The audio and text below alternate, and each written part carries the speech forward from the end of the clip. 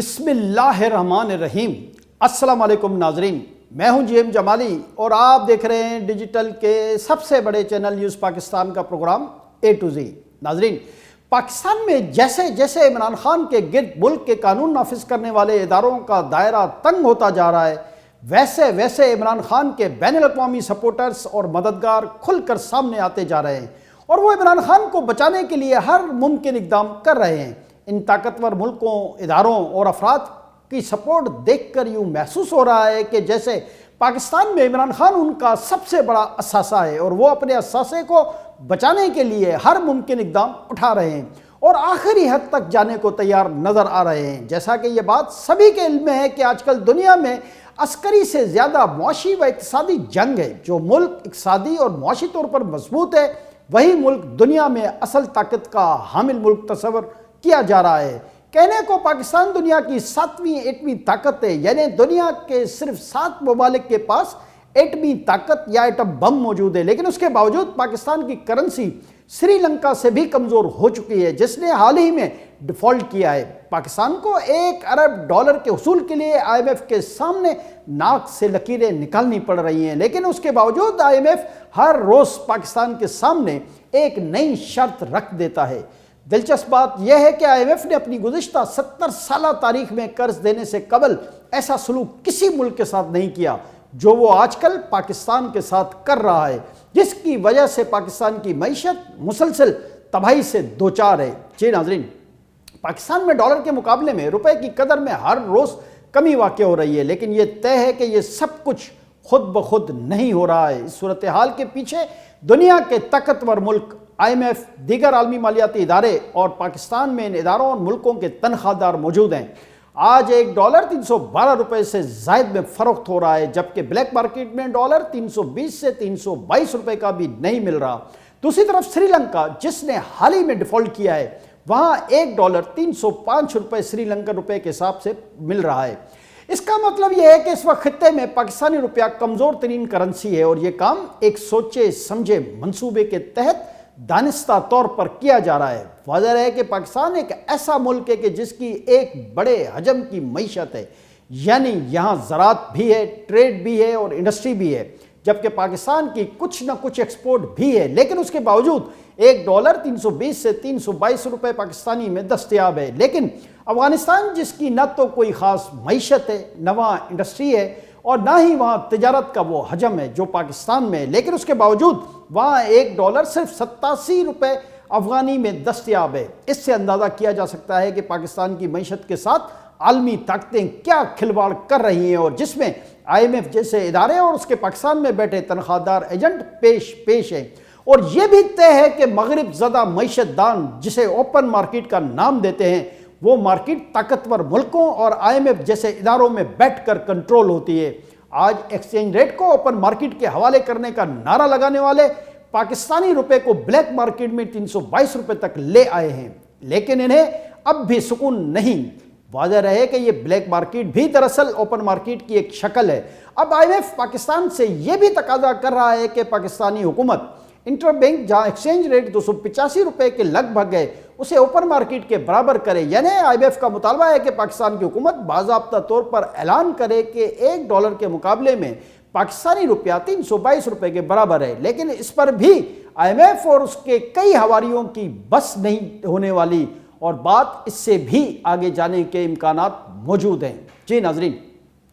تو ہم بات کر رہے تھے ایک سیاسی جماعت کے غیر سیاسی سربراہ عمران خان کی، کہ جس کو بچانے کے لیے مغربی میڈیا اور مغربی ممالک اور وہاں کے طاقتور ادارے اب کھل کر سرگرم ہو چکے ہیں۔ عمران خان نے اپنے پونے 4 سالہ دور حکومت میں پاکستانی روپے کو ڈالر کے مقابلے میں 89 روپے ڈی ویلیو کیا۔ پاکستانی کرنسی کی ڈی ویلیویشن پاکستان کے خلاف عالمی ایجنڈے کا حصہ تھا، جس کی وجہ سے پاکستان پر ہزاروں ارب روپے کے اس قرض میں اضافہ ہوا جو پاکستان نے کبھی لیا ہی نہیں تھا۔ دوسری طرف عمران خان کے دور ہی میں پاکستان پر قرضوں کا اتنا بوجھ چڑھا دیا گیا کہ پاکستان کی تاریخ میں تمام حکومتوں نے ملا کر بھی اتنا قرض نہیں لیا تھا کہ جتنا عمران خان نے صرف پونے 4 سال دور میں لیا۔ یہ بھی اسی عالمی ایجنڈے کا حصہ تھا۔ غور طلب بات یہ ہے کہ پھر وہ قرضے عمران خان کی طرف سے کہیں استعمال ہوتے بھی نظر نہیں آئے۔ اس طرح بینونی قرضے کے ذریعے اور کرنسی کی ڈی ویلیویشن کے ذریعے پاکستان کی معیشت کی کمر توڑ دی گئی۔ ابھی عالمی قوتوں کا ایجنڈا نامکمل تھا کہ عمران خان کی حکومت ختم ہو گئی، تو اب طاقتور ملک اور IMF سمیت عالمی مالیاتی ادارے اور بھی زیادہ سرگرم ہو گئے ہیں، اور انہوں نے گزشتہ 14 ماہ میں ایک سوچی سمجھی منصوبہ بندی بلکہ سازش کے تحت پاکستان کے روپے کی قدر کو مسلسل کم کروانے میں اپنا کردار ادا کیا ہے۔ اوپر سے ان مالیاتی اداروں کے پاکستان میں تنخواہ دار معیشت دانوں نے مسلسل حکومت پر دباؤ ڈالنا شروع کیا کہ وہ ایکسچینج ریٹ کو مارکیٹ پر چھوڑ دے اور مارکیٹ کو روپے کی قدر کو طے کرنے کا موقع دیا جانا چاہیے۔ واضح رہے کہ یہ وہی مارکیٹ ہے جسے IMF سمیت دنیا کے طاقتور ملک کنٹرول کرتے ہیں۔ جی ناظرین، ابتدا میں وزیر خزانہ اسحاق ڈار نے بہت کوشش کی کہ ڈالر کا ایکسچینج ریٹ ایک خاص حد سے آگے نہ جائے، لیکن اس معاملے میں تمام انٹرنیشنل مالیاتی ادارے اور یہاں موجود ان کے تنخواہ دار ایک پیج پر تھے، لہذا اسحاق ڈار کے خلاف سب نے محاذ بنا لیا۔ ٹی وی پر تمام ٹاک شوز میں اور اخبارات و رسائل میں ان کی طرف سے اسحاق ڈار پر دباؤ میں اضافہ ہونے لگا۔ دوسری طرف طاقتور اداروں کی طرف سے پاکستان میں ڈالر کی ایک بلیک مارکیٹ بھی تخلیق کی گئی، جس نے مارکیٹ سے ڈالر غائب کر دیا اور اسحاق ڈار کو اپنے آگے گھٹنے ٹیکنے پر مجبور کر دیا۔ پھر یوں ہوا کہ ڈالر کے مقابلے میں ایک دن میں روپے کی قدر میں 30 روپے تک کی کمی واقع ہوئی، اور یوں ڈالر کے مقابلے میں روپیہ 312 روپے تک جا پہنچا ہے، جبکہ آج ڈالر ملک میں کھلے عام دستیاب ہی نہیں، اور اگر کہیں دستیاب ہے تو ڈالر 320-322 روپے کا بلیک میں فرق ہو رہا ہے۔ یہ سب کچھ خود بخود نہیں ہو رہا، بلکہ عالمی قوتیں عمران خان کے نامکمل مشن کو پورا کر رہی ہیں اور پاکستان کے خلاف گہری سازشوں میں مصروف ہیں۔ یہ سب کچھ پاکستان کے ایٹمی اثاثوں کو ختم کرنے کے لیے کیا جا رہا ہے۔ عمران خان کی حکومت کے خاتمے سے اب تک تقریباً 14 ماہ میں ایک ڈالر کے مقابلے میں روپے کی قدر میں 150 روپے تک کی کمی آ چکی ہے۔ اہم بات یہ ہے کہ یہ سلسلہ عمران خان کے دور میں شروع ہوا تھا اور آج بھی پورے آب و تاب کے ساتھ جاری ہے۔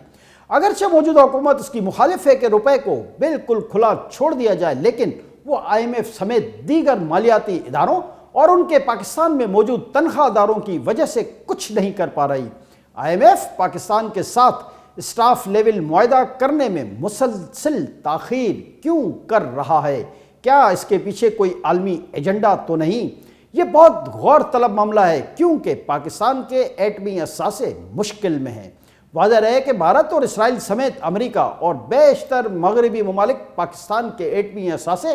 فریز کروانے کی خواہش رکھتے ہیں۔ جی ناظرین، پاکستان کے لیے IMF سے قرض لینا خود IMF نے انتہائی ضروری بنا دیا، کیونکہ جب تک پاکستان کو IMF قرض کی قسط جاری نہیں کرے گا، اس وقت تک دیگر عالمی مالیاتی ادارے یہاں تک کہ پاکستان کے دوست ممالک بھی پاکستان کو کوئی قرض نہیں دے سکیں گے۔ اس کا مطلب یہ ہے کہ سب کچھ سوچے سمجھے اور لکھے پڑھے اسکرپٹ کے تحت ہی ہو رہا ہے، اور پاکستان کو جھکا کر گھٹنوں پر لانے کے بعد اب منہ کے بل گرانے کی سازش پر عمل کیا جا رہا ہے۔ دکھ کی بات یہ ہے کہ اس تمام کھیل میں عمران خان برابر کے شریک ہے۔ 9 مئی کو اس ملک میں جو کچھ عمران خان کے حکم اور ٹریننگ کے نتیجے میں ہوا، وہ تمام دنیا نے دیکھا کہ کس طرح اس ملک کے وقار کی علامتوں اور بنیادوں پر حملے کیے گئے اور کس طرح حساس تنصیبات اور عمارتوں کا جلاؤ گھیراؤ کیا گیا،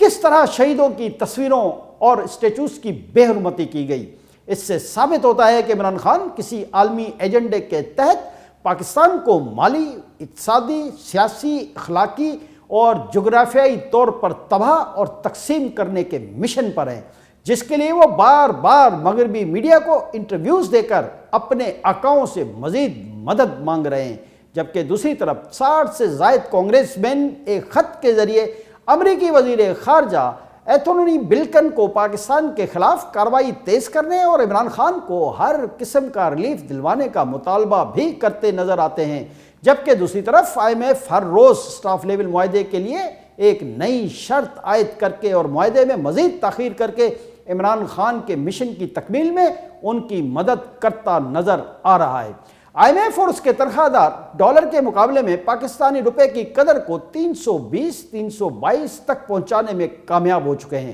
لیکن قابل فخر بات یہ ہے کہ ان تمام تر سازشوں کے باوجود پاکستان نے ڈیفالٹ نہیں کیا ہے اور پاکستان کی معیشت تمام تر سازشوں کے باوجود پورے قد کے ساتھ کھڑی نظر آ رہی ہے۔ تاہم اس صورتحال کی سب سے زیادہ قیمت پاکستان کے عوام تاریخ کی بلند ترین مہنگائی کی شرح کی شکل میں ادا کر رہے ہیں، لیکن ان حالات کا مقابلہ کرنے کے لیے حکومت نے کوئی خفیہ انتظام ضرور کیا ہے، جس کا اظہار یا اعلان حکومت ابھی نہیں کر پا رہی۔ انتہائی ذمہ دار ذرائع کا کہنا ہے کہ چین نے اس صورتحال سے نمٹنے کے لیے پاکستان کو بہت سی یقین دہانیاں کروا دی ہیں اور پاکستان کے خلاف ہر مالیاتی ادارے اور طاقتور ملکوں کی سازش سے نمٹنے کے لیے پاکستان کے ساتھ شانہ بشانہ چلنے کے عزم کا اظہار کیا ہے۔ یہ پاکستان کے لیے اور پاکستان کے عوام کے لیے بہت زیادہ خوش آئند ہوگا، اور چین نے اپنی یقین دہانیوں پر مکمل طور پر عمل کیا تو پاکستان میں مہنگائی کے جن کو بھی بوتل میں بند کرنے کے امکانات پیدا ہو جائیں گے، جس سے عوام کو ریلیف ملے گا۔ تاہم اس صورتحال کا انحصار پاکستان کے مستقبل کے سیاسی حالات پر ہے۔ آخر میں یہ بات کہ اس تمام تر صورتحال اور پاکستان کو درپیش مالی مشکلات کے منظرنامے میں سب سے زیادہ سوچنے والی اور غور طلب بات یہ ہے کہ ان حالات میں عالمی اداروں اور طاقتور ملکوں کے پروجیکٹ عمران سے کیسے جان چھڑائی جائے۔ آج کے لیے اتنا ہی۔ اگلے پروگرام تک کے لیے اپنے میزبان جیم جمالی کو اجازت دیجیے۔ اللہ حافظ۔